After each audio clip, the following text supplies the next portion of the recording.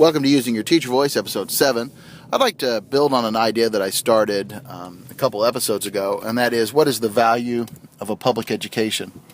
Over the weekend, I read an article in the New York Times about ed reform, and it was based on a study. It looked at a study of charter schools and the ones that succeed and the ones that don't. The idea was, or the study was looking at what charter schools succeeded, which ones didn't, and were there some common elements in the ones that succeeded. Charter schools have been kind of touted as a solution to public education for a while now. They are public schools, but they kind of work outside the bounds or the same rules that public schools operate under. It gives them a lot of latitude, a lot of flexibility, and allows them to do some things in a little different way. And many supporters believe that flexibility is key to meeting the needs of students. At the same time, they have been vilified.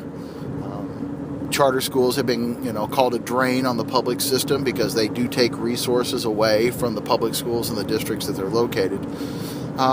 They also tend to people that don't agree with charter schools say that they tend to draw off the better students, the ones that are motivated, the ones that are excited, or the ones that want to do well. And that it can be a talent draw too, like these teachers that are innovative and excited and trying new things. They get kind of recruited over, or at least they're attracted by that charter school model. The study found that a lot of charter schools do not ever meet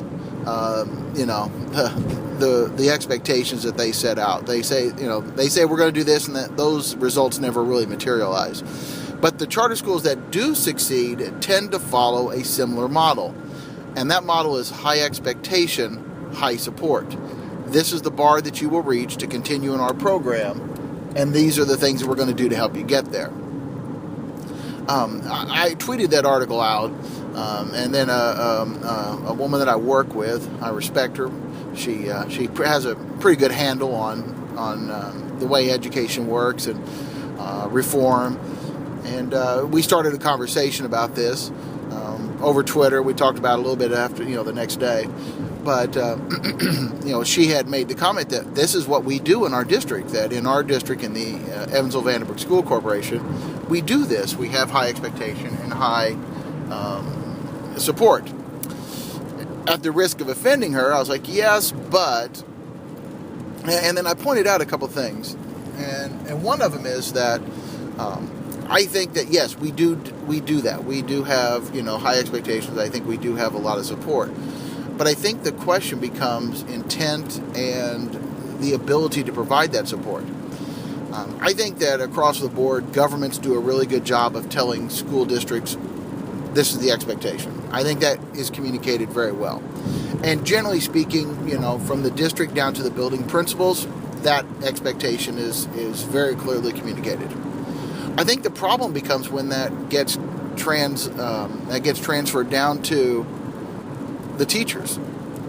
Because at some point, those expectations then become goals, become benchmarks, become data points. And in our culture of data analysis and evaluation and compensation based on performance, those expectations become goals to meet, and meeting those goals becomes paramount. And then as those get transferred down to students, I think it starts to get really lost. The expectation statements get lost onto students and to parents. As an example, 3 years ago, we brought in interventionists. We had a group of teachers who were interventionists. They were working with students who had not passed the state-mandated test. And the goal was to provide them individualized and small group support to help them get over that hump. And so the first thing we did was we took all the students that hadn't passed the state-mandated test, and we put them in order, and said, okay, these are the ones that were just a couple points away. These were just right there. What can we do to help them? And oftentimes those were students that needed some test-taking strategies, some ways of improving the way they took the test, helping them get a point here and a point there. Maybe it was expanded the way they read or they did their writings. The next group of students were the ones that were fairly close, that just needed some remediation, some practice, maybe some test taking skills, but they were pretty close. They were within reach. Group 3 were those that were, farther off. They needed a lot more remediation. They needed a lot more help getting there. It wasn't just test taking skills they needed. They needed a lot of content. And then there was the last group, and those were the ones that were, the very hard to reach ones, the ones that were unmotivated. They were chronic absentees, maybe discipline problems that prevented them from being in the classroom. I'm not saying that, dividing and conquering and whittling the numbers down is a bad way to go. I'm not saying that's a bad approach or that what we did was wrong. But I think it's indicative of the change from expectation to goal. And I know it's a semantic difference, because those are basically the same words. But there is a difference there. If I expect everyone to master content and perform at a particular level versus a goal, I expect a certain percentage to get to that level. And then the goal then has measurable pieces that can be addressed. There's methods to get to that goal.